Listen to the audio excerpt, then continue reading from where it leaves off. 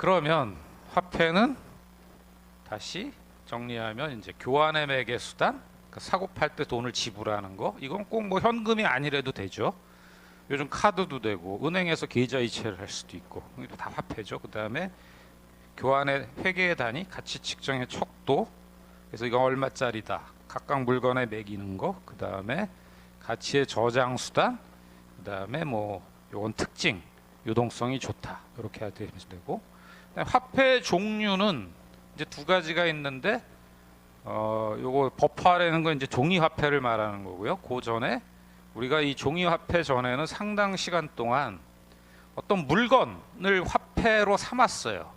그래야 사람들이 이게 가치가 있다고 생각해 주잖아요. 그랬을 때 우리가 대표적으로 오랫동안 사용한 게 금이죠. 아까 코르테스 얘기를 했지만, 왜냐하면 금은 뭐 공업용으로도, 요즘 얘기지만 공업용으로 쓰이고 보석 세공용, 뭐 요즘엔 전자제품 부품, 그래서 뭐 이 폐 핸드폰 녹이면 이 안에서 금이 꽤 나온다잖아요. 그래서 이거 수거해 가가지고 저 여기서 금 추출하는 그 업자들 있어요. 그 TV 다큐 같은데 안 보셨어요? 이 안에 금이 꽤 들어갑니다. 기판에서, 핸드폰이나 이런데, 스마트폰에. 그래서 그렇게 해서 볼 수도 있고, 그 다음에 또 금은 위변조가 어렵죠. 딱 보면 이건 금은 금이잖아요. 그 다음에 이렇게 좀 가루로 닳긴 하지만, 뭐 예전 그 뭐죠, 저 신라 1000년 넘었나요? 한 1500년 된 왕관도 잘 이렇게 닦아내기만 하면 금 살아 있잖아요. 약간 녹슬지만 뭐 녹이 안 슬잖아요. 쇳덩어리는 금방 녹슬지만 금이 가장 그 보존이 잘 되는 금속이지 않습니까? 그래서 이제 보존 가능성, 그 다음에 위조품 만들기 힘들고, 또 무게를 측정하는 것도 이렇게 잘라 가지고 조금씩 해서 옮겨 다니기도 좋고 하니까 사람들이 이제 금을 화폐 표준으로 채택한 이유가 이제 이런 이유인 거죠. 이해가 되시겠죠? 왜 사람들이 금으로 화폐를 했는지가 이제 이런 이유들이 있는 거죠. 그래서 이런 화폐를 이제 금으로 하는데, 그것도 이제 나중에는 금 자체를 이제 가지고 다니는 게 번거로우니까 금은 어떤 정부가 지정하는, 또는 뭐 중세 같으면 유럽에서 영주가 지정하는, 뭐 이런 권력자가 지정하는 뭐 보관소에다가 모셔놓고, 내가 얼마 금을 가지고 있으니까 그 대신에 요걸 증서로다가 뭐 동을 섞은 주화를 발행한다거나 뭐 지폐나 어음을 발행하는데, 뭐 나는 못 믿더라도 내가 금 가지고 있는 거는 믿어다오. 왜냐하면 지금처럼 국가가 예전엔 그렇게 강하질 않았어요. 약했어요. 왕권이나 이런 게. 그렇기 때문에 왕권으로만 뒷받침하는 게 아니라 실제 내가 여러분들이 전부 소중하게 생각하는 금을 가지고 있고, 그 금을 가지고 있는 걸 다 여러분들한테 이렇게 그걸 일일이 잘라 가지고 다 유통시키면은 분실 위험도 있고 어려우니까 내가 이거 증서로다가 해서 발행해 줄게라고 한 게 이제 그 금을 본위로 하는 화폐다. 그래서 그런 거를 금본위제라 그래요. 금본위제 말씀 들어보셨죠? 71년까지 미국 달러화도 금본위제였어요. 그러니까 미국 달러화 1온스인가 온스가 뭐 몇 그램인지 제가 모르겠는데, 뭐 요만큼의 1온스를 가지고 있는 사람이 달러 35불에 해당, 그러니까 지폐로 35불을 미국 중앙은행에다 요구하면 금 1온스를 내주겠다, 이렇게 미국 정부가 약속했던 거예요. 그거를 1971년에 그 닉슨 독트린이라고 그래서 닉슨 대통령이 더 이상 그거 이제 우리 안 해줘 라고 선언한 게 닉슨 독트린이에요. 그러니까 금본위제를 우린 안 하겠다. 근데 그 후에 약간 이제 70년대 그래가지고 이제 석유 파동이 있으면서 달러화가 좀 인플레가 심해지면서 달러 가치가 내려가니까 물가가 많이 오르고 석유 값이 그 당시 많이 올라가긴 했지만, 어쨌든 그 혼란을 수습하고 지금은 미국이 달러를 전혀 금으로 바꿔주지 않는데도 전 세계인들은 어쨌든 미국 또는 뭐 미국 정부를 믿고 미국의 경제력을 믿고 달러화 가지고 아까 얘기한 화폐의 모든 기능을 활용하고 있죠. 그런 거 보면 화폐는 어떤 물건이라기보다는 뭐에 가깝죠? 권력이죠, 권력. 권한, 어떤 굉장한 힘 있는 주체가 보증하는, 그렇잖아요. 힘 있는 주체가 그 영어로 치면 개런티 해주는. 한국도 마찬가지죠. 뭐 우리가 저 한국은행권 뭐 이거 신사임당 5만 원짜리 갖고 가가지고 한국은행 가서 저 이거 뭐 금속 귀한 걸로 바꿔주세요 그러면 바꿔주나요? 안 바꿔주죠. 우리나라는 원래 안 했고요. 미국은 그거를 2차 대전 이후에 1971년까지 그렇게 하겠다고 했는데 바꿔간 사람은 없을 거예요 아마. 그렇게 보시면 돼요. 그러니까 이게 화폐제도라는 게 이렇게 하루아침에 만들어진 게 아니고 사람들이 이렇게 인류가 꾸준히 역사적으로 이렇게 역사를 진행함에 따라서 조금씩 수정하면서 이제 발전시킨 거다라고 생각을 하시면 돼요. 그러니까 이 코르테스가 멕시코, 그러니까 신대륙에 갔을 때만 해도 그럼 왕이 보증하는 거 이런 거 별로 필요도 없고 그야말로 모든 사람이 믿을 수 있는 왕권 국가 권력보다는 금이 더 중요하다라고 사람들이 믿었던 시대였던 거고, 지금 오늘날의 세계는 이제는 그거는 안 통하고 오히려 미국의 어떤 국력, 미국의 파워 이런 걸 믿는 거죠. 그러니까 달러가 거래되는 거죠. 금으로 교환을 안 해주는데도. 어쨌든 금 본위제라는 거는 그런 거다. 일정 비율로 내가 종이 화폐, 그러니까 증서잖아요. 이 증서를 갖고 갔을 때 다른 사람들이 소중하게 생각하는 뭔가 금속, 그게 금이다. 금으로 바꿔줄 수 있는 제도로 통화 화폐 제도를 운영하는 게 금 본위제다. 이렇게 생각하시면 될 것 같습니다.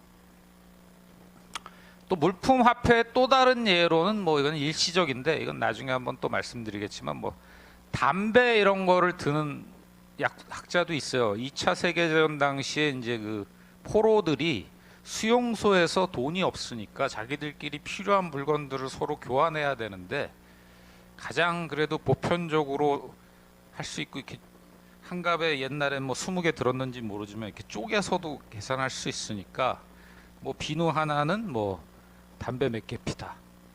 뭐 빵 하나는 담배 몇 개 피다. 이래서 이제 담배를 그 화폐 대용으로도 뭐 썼다 그러는데 요거는 뭐 그 안에서만 통용될 수 있는 뭐 하여튼 좀 일시적인 현상이지만 어쨌든 요런 것도 물품 화폐로 쓰였고, 아까 제가 말씀드린 뭐 우리나라 조선 때 책들 보면 많이 나오는 게 이제 화폐가 제도가 있긴 한데 이제 화폐가 뭐 마을 시골 구석구석까지 통용되는 게 아니니까 사람들이 가장 보편적으로 항상 필요로 하는 게 이제 먹는 거하고 입는 거니까 쌀이나 그 다음에 저 뭐죠 옷감, 그 면 같은 거 이렇게 뭐 몇 필 하잖아요. 그걸 단위로 해가지고 이제 뭐 그걸로 세금도 납부하고 거래를 그걸 중심으로 이제 했을 수도 있다. 그러면 아까 말씀드린 욕망의 이중적 불일치를 상당히 해소할 수 있는 그런 물품을 정하는 거죠. 그게 이제 제일 좋은 게 국가가 권력으로 뒷받침하거나 금으로 뒷받침하는 화폐가 제일 좋고, 그게 만약에 안 된다 그러면 그래도 사람들이 보편적으로 받아들일 수 있는 뭔가 물품, 그래서 교도소 같으면 뭐 담배, 또 우리 예전 농촌 사회 같으면 쌀, 뭐 이런 배, 뭐 이런 저 옷감 이런 거가 되겠죠. 그래서 예전에 저는 못 들어봤는데 누가 그 얘기를 하더라고요. 시골 사는 그 예전 저 어르신들이, 노인들이 돈은 평상시에 시골 살면 별로 안 필요한데 가끔씩 이제 뭐 병원 갈 일이 생긴다거나 뭐 하면 돈이 필요할 때가 있잖아요. 그러면 이제 장 열리는 날 돈 사러 간다. 그런 표현 들어보셨어요? 들어보신 분들은 굉장히 연식이 있으신 건가? 저는 못 들어봤어요. 근데 시골에서 그런 말을 썼대요. 저는 시골에서 안 살아봐서는 잘 모르겠는데 교과서에 나와요? 저는 그 교과서 공부를 안 했나? 그래서 그 말 들어보니까 이해가 되더라고. 돈 사러 간다. 그분들은 그냥 물물교환 비슷하게 그냥 돈 없이 생활하다가 어쩌다 돈이 필요하니까 돈을 사러 가는 거예요. 대신에 이제 자기가 만든 뭐 빗자루, 장터에서 필요한 물건이 있을 거 아니에요. 아니면 뭐 따로 모아놓은 뭐 집에서 필요로 하지 않은 뭐 좀 여분의 쌀, 뭐 장터에서 팔릴 만한 걸 가지고 가서 그걸 팔고 돈을 사서 그 장터 나간 김에 이제 병원 가면 병원 원장이 쌀을 안 받아주니까, 쌀을 받아주면 쌀이 화폐 기능을 했겠지만 병원 원장 쌀이 필요 없거든. 그거 이제 다시 말씀드리지만 쌍방 간의 욕망의 일치가 안 되는 거죠. 그러니까 오늘 중요한 용어 하나 배우신 거예요. 그 욕망의 이중적 일치라고도 얘기하는데 그 번역은 제가 보기엔 좀 안 좋은 것 같고, 여기서 나오는 요거죠. 쌍방 간 욕구의 일치. 요거를 이제 해결해 주는 게 돈인데, 이 돈에는 이제 물품 화폐도 있지만 그 다음으로는 요즘은 근본이제를 하는 나라는 제가 알기론 없고, 현대 사회에서는 다 이제 종이 화폐. 요거 이제 용어로는 이제 법화라 그래요. 법으로 정한 화폐. 영어로는 이제 피아트 머니라고 그러는데, 명령, 법으로 정한 화폐에서 그 자체로는 가치가 없지만 정부의 명령에 따라 통용되는 화폐다. 법화의 수용성은 정부의 법령 외에도 다른 조건들에 영향을 받는다. 제가 이제 다른 조건들은 뭐 정부가 법으로만 정해서 뭐 위패범 너 강력히 처벌할게 이것만 가지고는 안 되고, 정부가 신뢰가 있어야 되죠. 경제력이 있고 또 군사력도 막강해야 되고, 그죠? 그래서 제가 예전에 있던 모 기업에서 이제 중동 지역의 모 국가에 이제 그 진출을 하려고 이제 거기 타당성을 조사하고 뭐 어쩌고 저쩌고 하는데, 이제 그런 중동 지역 국가들 중에 예를 들면은 뭐 이슬람 무장 세력이 정복해가지고 좀 조그만 나라였는데, 어느 나라인지는 제가 말씀드리긴 그렇고, 그래가지고 이제 그게 막 혁명 나고 이러면은 그 재산을 다 몰수당할 수 있잖아요. 이란 같은 데가 그런 거잖아요, 예전에. 그래서 이제 그 제가 그때 미국 사람 누구하고 그 장비를 도입하는 사람하고 뭐 좀 그냥 얘기하면서 농담 삼아 가지고, 야 그런 나라에서 이렇게 저 뭔가 이렇게 뒤집어져 가지고 혁명 나왔고 이슬람 혁명이 일어나 가지고 우리 그 장비를 거기다 한 100억 200억 투자하는데 그거 다 국유화한다고 걔들한테 뺏기면 어떻게 되냐 그랬더니, 그 미국인 친구가 하는 얘기가, 그렇기 때문에 사우디아라비아에 미군이 주둔하고 있는 거야, 이렇게 얘기를 해주더라고요. 뭐 영어로 하면 뭐 That's why US Army reside 뭐 이렇게 얘기를 하더라고요. 그러면 그게 뭐예요? 어떤 미국의 힘이라는 게 뭐예요? 군사력일 수 있는 거죠. 그래야지 거기서 우리가 달러로 투자하잖아요. 거기 장비를 사가지고 다 달러로 표시되잖아요. 그걸 다 뒷받침해 주는 거죠. 그러니까 세계적인 이 제국의 통화를 유지한다라는 게 단순히 너 위패범 처벌하겠어라고 뭐 법으로 정해놓고 뭐 저 종이짝 위에다가 지폐 위에다가 이 지폐를 처벌하는 사람은 뭐 엄청난 벌을 받습니다라고 쓴다고 뭐 해결될 일은 아니고, 그 사우디의 미군이 어마어마하게 존재하지 않습니까? 그러면 이제 중동 지역에서 무슨 분쟁이 생기거나 미국을 믿고 투자하거나 뭐 이렇게 뭐 우리가 얘기하는 뭐 자유세계라 그러죠. 이런 쪽에서 뭐 제3국에서 뭐 그쪽 나라에 가서 투자했을 때 그걸 뭐가 보장하겠어요? 결국은 물리력이죠. 그러니까 달러가 힘이 있는 거죠. 그렇게 생각하시면 될 것 같아요. 그래서 다른 조건들은 제일 중요한 조건은 그런 거다. 그래서 요게 이제 이 사람이 누구죠? 벤자민 프랭클린인가요? 하여튼 미국의 100달러 지표에 이렇게 그려져 있는데, 요 잘 안 보실 거예요. United States of America라는 요 문구 밑에 요 영어로 이렇게 써 있어요. 그거를 이제 우리말로 번역하면, 이 지폐는 모든 민간과 정부 채무 결제에 사용될 수 있는 법화이다, 이렇게 이제 써 있는 거죠. 우리나라 지폐나 이런 건 안 써 있죠, 그죠? 그냥 뭐 한국은행권 이렇게만 써 있는데, 어쨌든 미 달러화는 예전부터 써 있던 것 같아요. 그러니까 제 생각에는 이게 화폐의 역사와 좀 관련이 있는 것 같아요. 예전에는, 나중에 이제 다음 시간이나 다다음 시간에 말씀드리겠지만, 특히 영국에서 이제 은행 제도가 발달한 거 보면은 그 영국의 그 무슨 윌리엄 2세인가? 영국은행, 영란은행이라고도 말하는데 1700년도 정도일 거예요. 그때 공식적으로 왕이 승인한 영국은행이 성립되기 전에는 각 은행들이 발행하는 이 지폐 있죠. 지폐를 발행했는데 이 노트라고 그러죠. 다 틀렸어요. 그러니까 A은행은 A은행권 발행하고 B은행은 B은행권 발행하고 C은행은 C은행권 발행하는 거예요. 각자가. 대신에 그걸 전폭 신뢰를 못하니까 나 금 이만큼 있고 네가 그 지폐를 가져오면 금으로 바꿔줄게 이렇게 얘기하는 거죠. 이해가 되세요? 미국도 마찬가지. 그렇기 때문에 여기다가 이런 문구를 써는 거예요. 중앙은행을 이제 만들면서. 중앙은행은 나중에 생긴 거거든요. 은행이 먼저 생기고. 그러니까 한국 사람들은 요거 이해하기가 좀 어려워요. 한국 사람들은 이제 대부분의 사람들은 한국은행이 먼저 45년인가 뭐 40몇 년에 있었고 그 다음에 뭐 조흥은행 이런 거가 다 한국은행권 발행하는 것만 봤잖아요. 우리나라 모든 은행은 한국은행권만 주죠. 뭐 우리은행 간다고 우리은행권 주고 뭐 신한은행 간다고 신한은행권 주고 이런 거 안 하잖아요. 그 일제 때도 그랬어요. 조선은행이라는 게 있어서 그 당시 있었던 뭐 은행들이 있었을 거 아니에요. 일제 시대 때 만들어진. 그러면 다 조선은행권 준 거죠.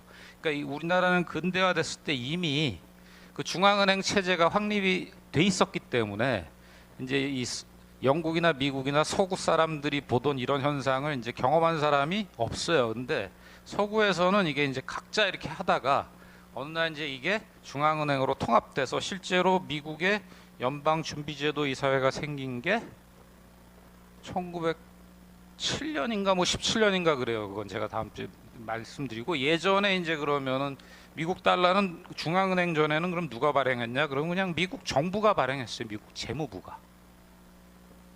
그리고 은행은 은행대로 또 하고 좀 복잡했죠. 이게 이제 헷갈리죠. 그래서 그 얘기는 제가 이제 다음번에 드릴 거고요. 그래서 어쨌거나 이렇게 써놨어요. 이렇게. 그래서 이거 무슨 얘기냐면 민간과 정부 채무 결제에 사용됐다 그러면은 정부가 공무원한테 월급 주잖아요. 그럼 정부가 공무원한테 일 시키고 줘야 되는 돈도 그거 채무예요? 임금 채무라고 그러죠. 임금 채권이라고 얘기하고. 그럼 공무원은 그 돈 정부한테 받아가지고 쓰잖아요. 이해가 되시죠? 여기 뭐 공무원 하시거나 뭐 하신 분들이 계실 수도 있을 텐데 이 방송이나 보실 때 그러면 그건 뭐죠?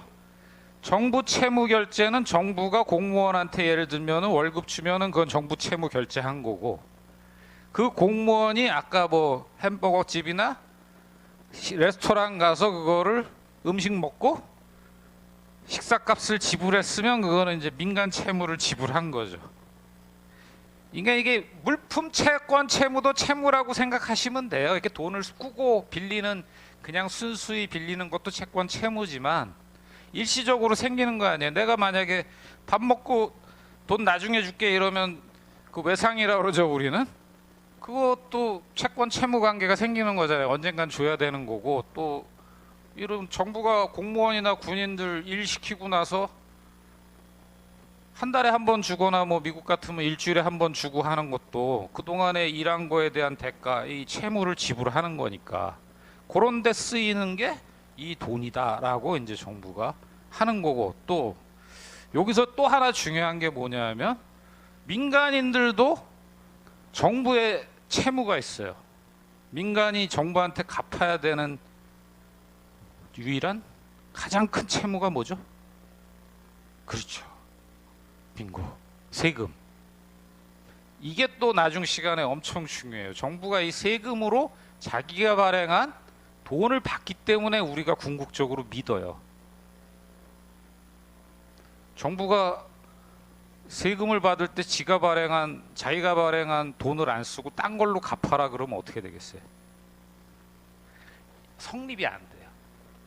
그러니까 도는 거예요, 이게.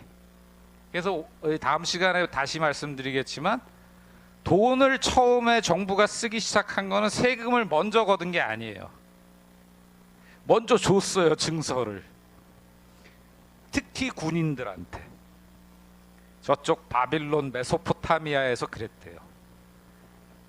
안 그러면 이 군대를 동원해서 전쟁해야 되는데 이거 군량미랑 모든 걸 다 끌고 다녀야 되잖아요. 농민들 징발해가지고 그거 얼마나 무겁고 힘들어요. 요즘 뭐 트럭이 있어도 쉽지 않은 일인데 그럼 어떻게 해요? 권력자가 군인들한테 돈을 주는 거죠. 이게 이제 금속이 섞일 수도 있고 금이 섞일 수도 있고 안 섞일 수도 있는데 그걸 주고서 야, 네 그거 가지고 밥 사 먹고 뭐 무기 사고 다 해. 말도 조달하고 뭐 말 먹이도 먹이고 잠도 자고. 그래서 보내는 거예요. 장군이랑. 그럼 이제 그걸 민간인들이 그걸 받아 가지고 그 사람들한테 뭐 서비스를 제공하잖아요. 쌀도 팔고. 그럼 그 돈 받은 그 군대에 대한 소위 물품 납품업자는 뭘 하겠어요? 그 돈 가지고. 그 돈을 왜 받겠어요? 왜 받았겠어요? 그거 가지고 정부를 상대로 세금을 낼 수 있잖아요. 그래서 돈이 있기 전에 세금이 있었다 이런 말도 있어요. 그게 돌기 때문에 정부가 그 권한이 있는 거예요. 그러니까 정부는 그럼 무슨 권한으로 돈을 발행하거나 세금을 받을 자신이 있으니까 돈을 발행하는 거죠. 그래서 한 바퀴 도는 거예요. 이해가 되세요? 그게 정부의 궁극적으로 말씀드리면 제가 이제 3시간 할 걸 미리 나중에 자세히 살펴보겠지만 미리 지금 이제 결론부터까지 드리자면 결국 화폐가 갖는 권력이라는 건 정부의 권력인데 정부가 주는 권한인데 그 정부의 권한의 궁극적인 건 어디서 나오냐? 세금에서 나온다. 그럼 세금을 거둘려면 그럼 또 어떻게 해야 되냐? 아까 말씀드렸잖아요. 군대가 있어야 된다고. 무력이 없이 세금 거둘 수 있어요? 그게 경찰력이든 밖으로 나가면 국방력이든 결국 그게 권력이란 거죠. 그러니까 경제학은 그냥 단순 경제학이 아니에요. 경제학을 우리가 이렇게 따로 자꾸 얘기하니까 이게 뭐 복잡한 것 같은데 사실은 아니라고요. 쉬운 거라고요. 어떻게 보면. 그것까지 이해하시면 화폐가 뭔지 이제 다 아신 거예요. 화폐는 권력이고 권한이다. 뭐 권력이라고 표현하는데 그건 국가가 준다. 왜 사람들이 이걸 믿을까? 왜 내가 지불하면 그 사람이 또 받아서 계속 빙빙빙빙 돌고 돌면서 이거를 쓸까? 라는 원천은 정부의 권력에 있는데 정부가 그걸 보증하는 데 있는데 정부의 보증은 결국은 사람들이 정부에 빚을 지고 있는 세금을 빚지고 있다고 표현하는 것 맞죠? 조세 채무라고 그러잖아요. 조세 안 갚으면 그 과징금도 엄청 붙어요. 그거 연체. 그 다음에 전번에 제가 저 주식 강의할 때 한번 말씀드렸죠. 모든 채권 채무 중에 1순위로 저 강제 집행하거나 경매 붙었을 때 상환해야 되는 건 1번이 조세예요.